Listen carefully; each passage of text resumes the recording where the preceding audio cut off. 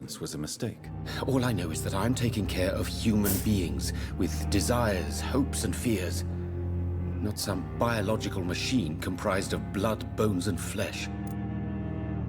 Also, wenn ich bei Grey's Anatomy gucken eins gelernt habe, dann, dass das Krankenhaus und sein Personal auch voll die Lästerhunden sind. So, überall wird gelästert. Solche Fragen haben wir jetzt, ne? Haben wir jetzt, glaube ich, auch alles durch? Also, Goodbye, Dr. Strickland.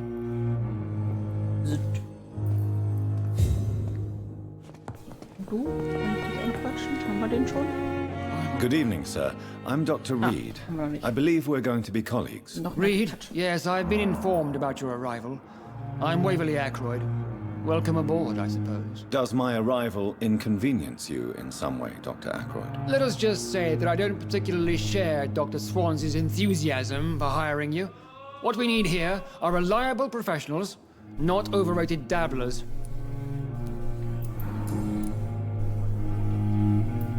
If you have a problem with me, Dr. Ackroyd, please feel free to tell me. Dr. Swansey has imposed your presence on this hospital without asking anyone's advice. The benefit of his position.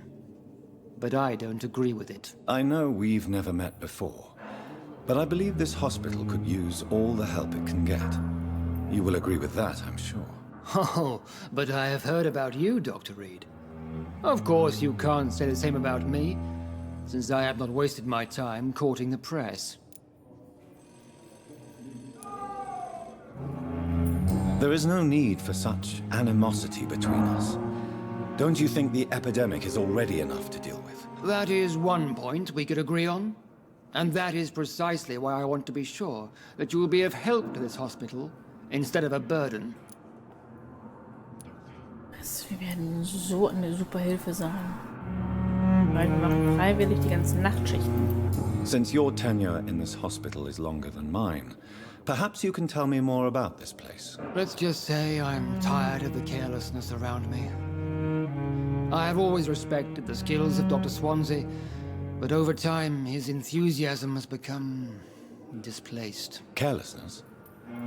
Exactly what are you talking about? We're here to save lives. The people who trust us are not volunteering for experimentation. They're here to be healed. I don't intend to run any radical experiments, Doctor. Even if I, as any good practitioner should, express an interest in pushing the boundaries of medical research. Modern medical methods were created through audacity and ego. But there are rules in our line of work, and they're here to protect our patients. Vielen Dank, dass du da warst, Stromkatze. Dann wünsche ich nochmal alles Gute, deine Tochter.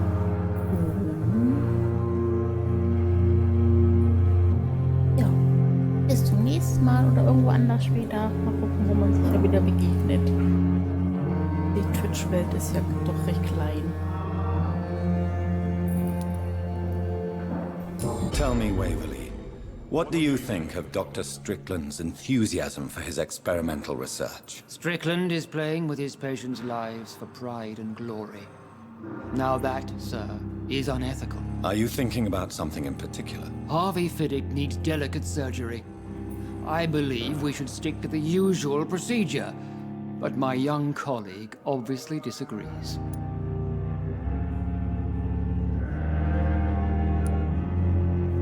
And are you not afraid that your rivalry with Strickland may be blinding you? Rivalry? I guess you could call it that. But I will never be childish enough to let my personal feelings affect my judgment. Why do you wish to lead this surgery? I strongly believe that Mr. Fiddick should not be butchered to test an unproven procedure.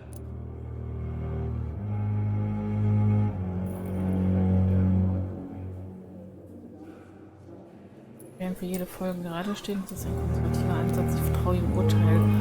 Aber finde ich gerade eine schwierige Situation. Auf der einen Seite natürlich ist es immer gut, was Neues auszuprobieren und ja, Fortschritt der Medizin und bla.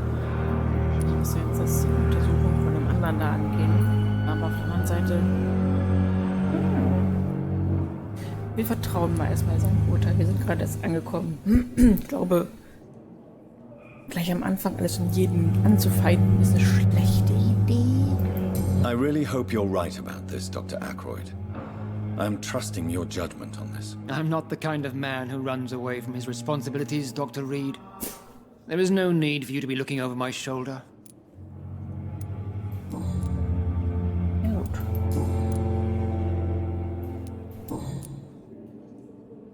Ja, ich habe mehr als...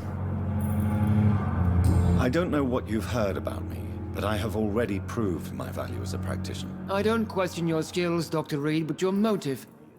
Is it money, fame, or are you truly dedicated? And what exactly is that supposed to mean? I served in the war just like you. But unlike you, I did not use the wounded to play the modern sorcerer. Be careful what you insinuate, Dr. Ackroyd. I only want you to admit you used those men to improve your theories. Money, money, money, money. Wissen ist unsere wichtigste Waffe, das? Knowledge has always been and will remain our main weapon, and it has always come at a price. And personal initiative. It is not a question of initiative, it is a question of integrity. These men and women have put their faith in us, Dr. Reid. It seems you have bad memories of your military service. I refuse to see this industrial slaughter as scientific progress. War only reveals the worst in men. We can at least agree on something, Dr. Ackroyd.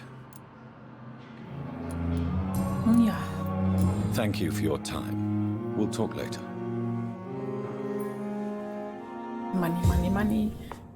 Ja. I'm all right. Don't waste... Good evening, sir. I'm Dr. Reid. May I help you? I don't know if a third opinion is needed. Your colleagues are already arguing about my condition. I see. Would you mind telling me more about your situation? I'm Harvey Fiddick. All I want is to get me bloody arm fixed properly.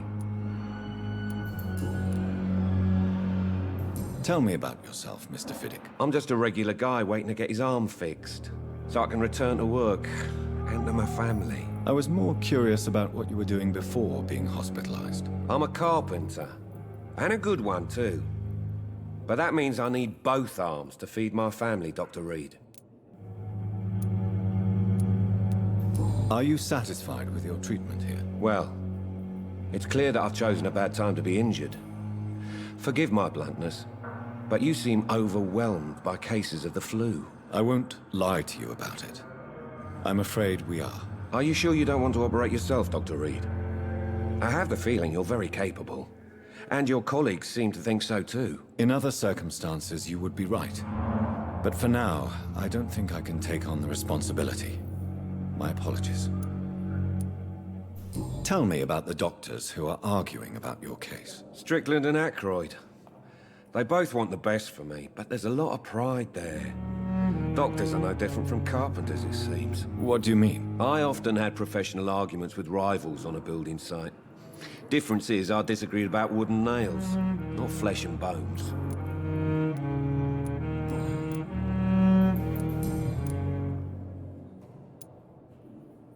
Tell me about your injury, Harvey. Why do you feel so guilty about it? My wife died because of me. And now I may lose everything because I've been careless enough to hurt myself. What an arsehole.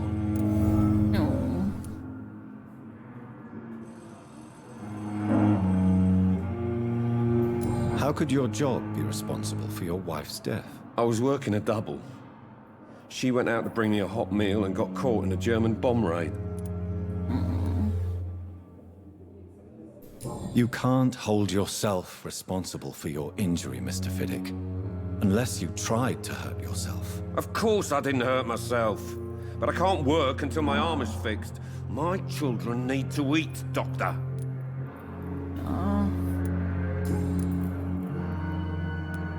Tell me more about the death of your wife, Harvey. 1915. I was in the army, building workshops for the Royal Flying Corps. Helen was happy I wasn't sent to the front. What happened? The Germans sent Zeppelins to bomb the construction site, but they missed their target. My wife was bringing my dinner when the bombs fell. I'm sorry for your loss. So many died during the bombings. I served in France and witnessed the carnage there. I would like to say that she didn't suffer. Truth is, I have no idea. I just know that I'm all that me kids have. Poor little bleeders. How are your children after losing their mother? They were smaller then. The only good thing about this is my Ellen didn't bring them with her that night. Stimmt, 2005, 2015, das war 15, das ist ja schon 3 Jahre her.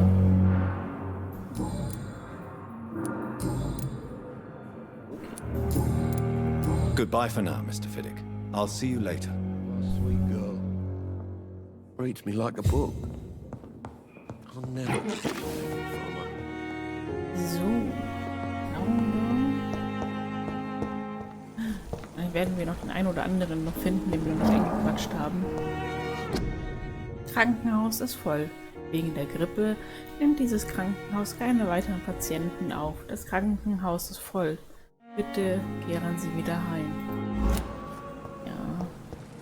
As for me, what a blundering idiot. Was ist denn dieses Kopfsymbol da oben jetzt?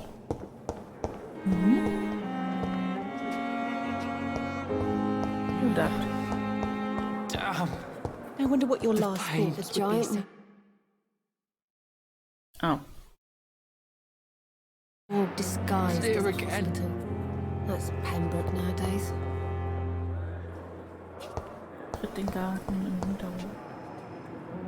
Abwurflasser, glaube ich, unser Tui. Den wir gerettet haben, ne? Fear and disgust on every street. Good evening, Mr. Hampton. How do you feel? Dr. Reid, is it? Oh, sir, I must apologize for my behavior. What do you mean? I was not myself in the factory. Fear and exhaustion made me say awful things to you, I'm afraid. You remained perfectly nice and polite. A little delirious, perhaps. But who wouldn't be after enduring an abduction? Thank you, Doctor. That's a relief. Now all I need to do is rest and return to my flock.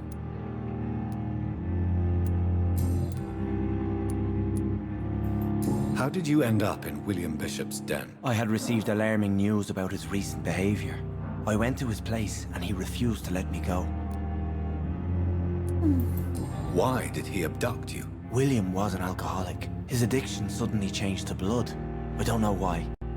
Just like a patient I met here. This Miss Hawcroft.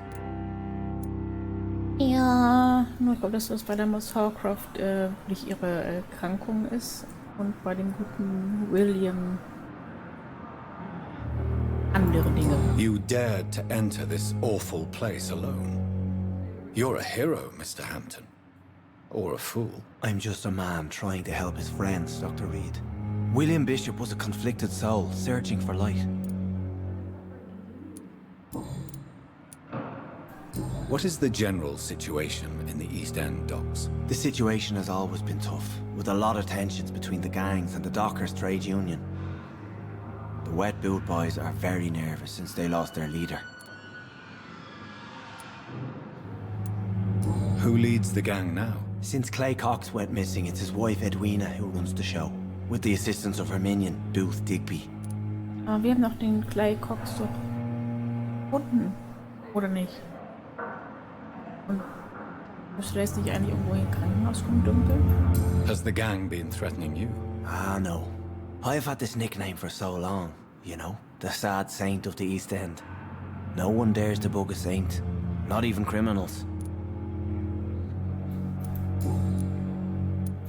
Do you know Tom Watts, the bartender from the Turtle? I met him before I found you in the canning factory. Tom? Yes, of course. Always the helping hand, good old Tom. Without men like him, corruption and despair would have wiped out the East End long ago.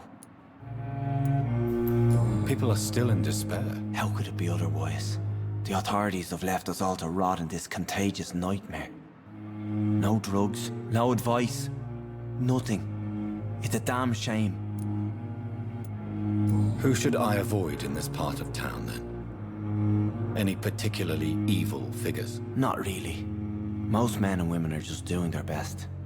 And it's not my habit to speak ill of people I know, Doctor.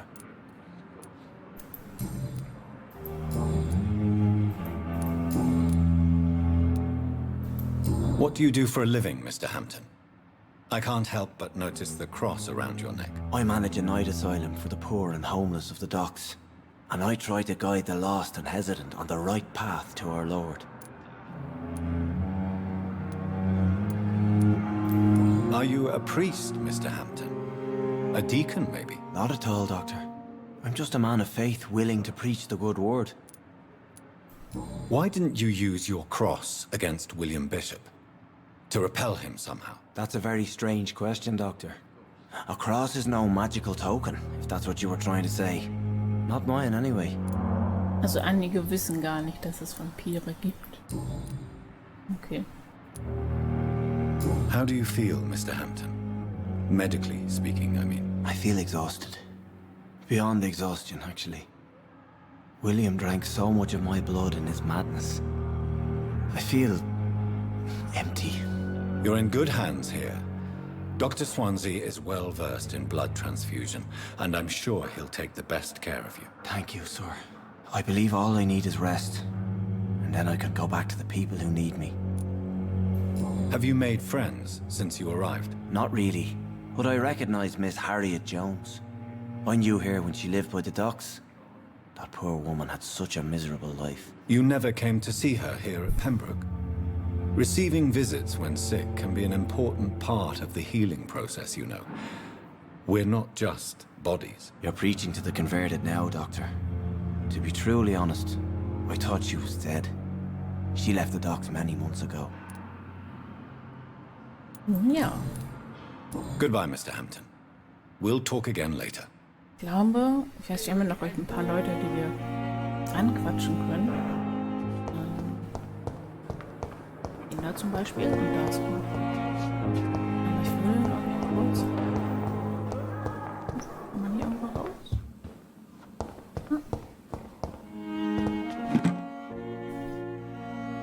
Nur mal was anderes machen, als die ganze Zeit um die Leute reden, ich glaube.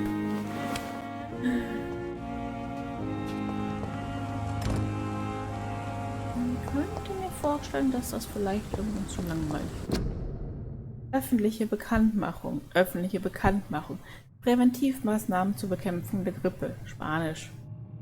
Erstens, bedecken Sie bei jedem Husten und Niesen Nase und Mund mit einem Taschentuch.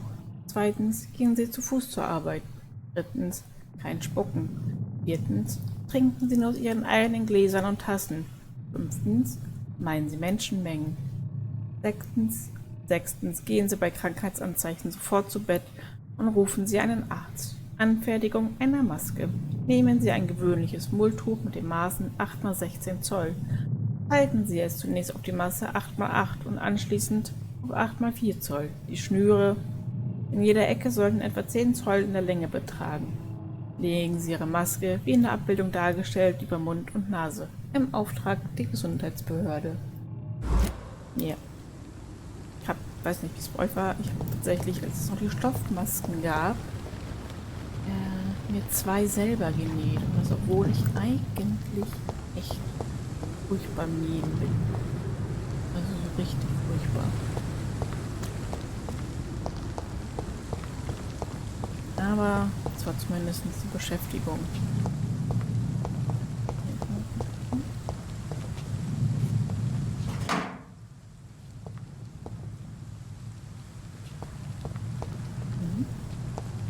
It's locked.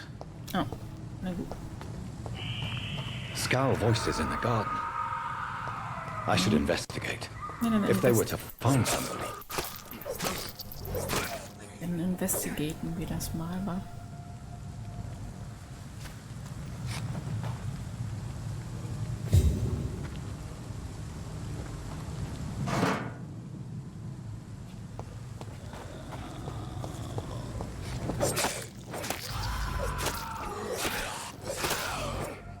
Ja, oh.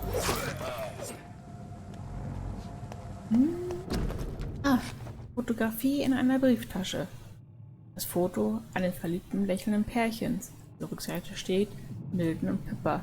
Für immer. So, Mr. Hooks and Nurse Hawkins are an item. Those two have hidden their affections well. Tja, auch ein Vampir kann nicht alles erschnüffeln anscheinend.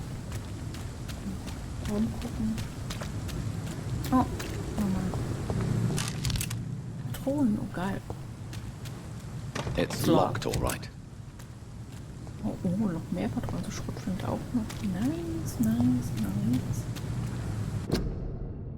Quarantäne, Grippe. Betreten Sie diesen Bereich nicht. Im Auftrag des Gesundheitsministeriums. Gesundheitsbeauftragter. Ja, nun gut, ich glaube. Der ganze Stadtbereich abgesperrt so richtig. Okay.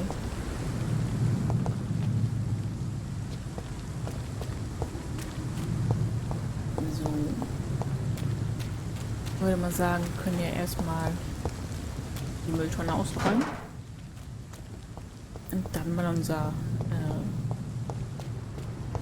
unser Zimmer mal inspizieren gehen.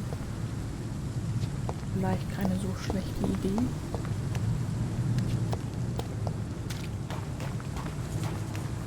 Oh. Nachdem wir hier noch jemanden erledigt haben.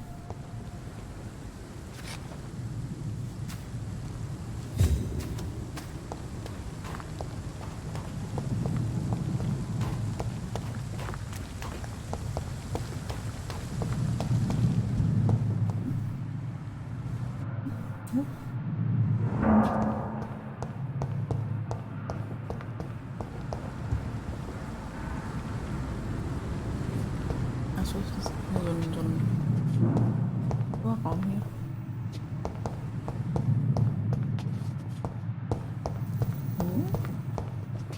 Okay, interessant. Interessant. Gut.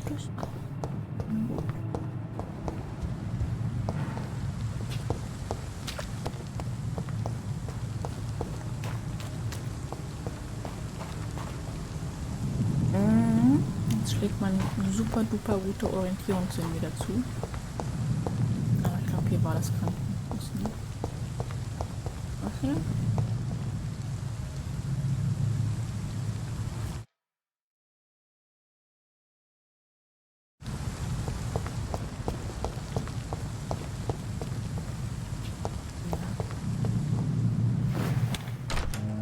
Ja, jetzt sind wir wieder im Krankenhaus drin.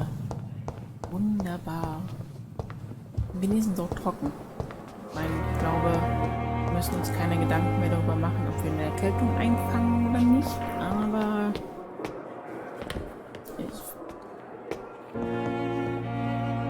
lieber nicht, wa? Lass mal zu unserem Zimmer huschen.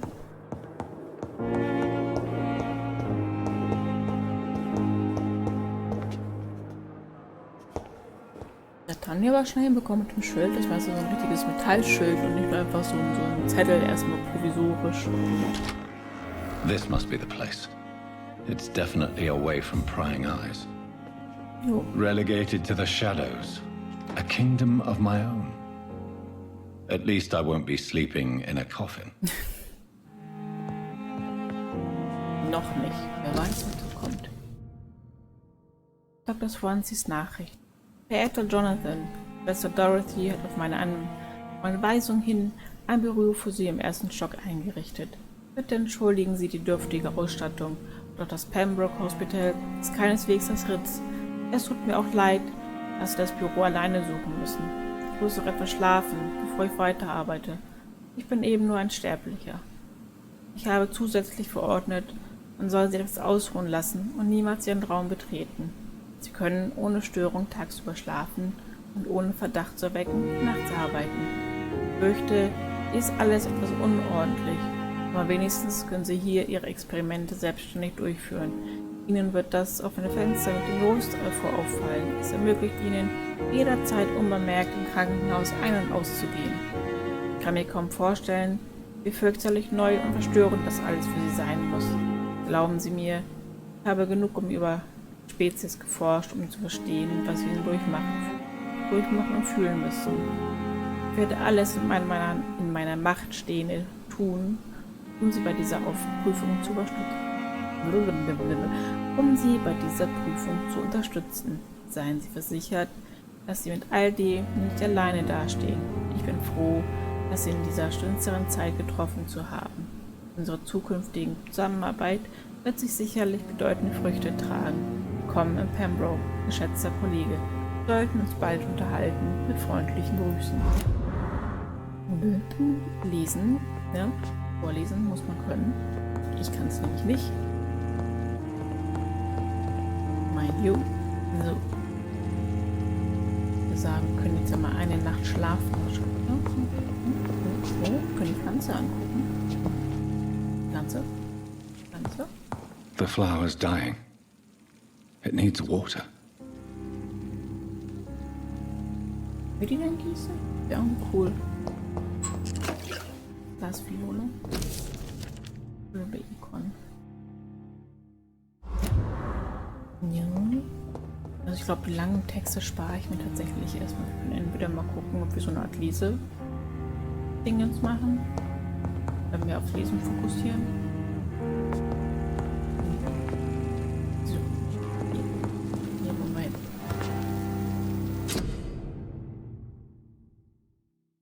Herstellung. Ein Arbeitstischen kann Folgendes herstellen. Medizinische Behandlungen, um kranke Bürger zu behandeln. Sera, um dich selbst zu stärken. Waffenaufwertung, um deine Waffen zu verbessern und anzupassen. Okay. Zu analysieren. Genau, das wollen wir ja erstmal analysieren.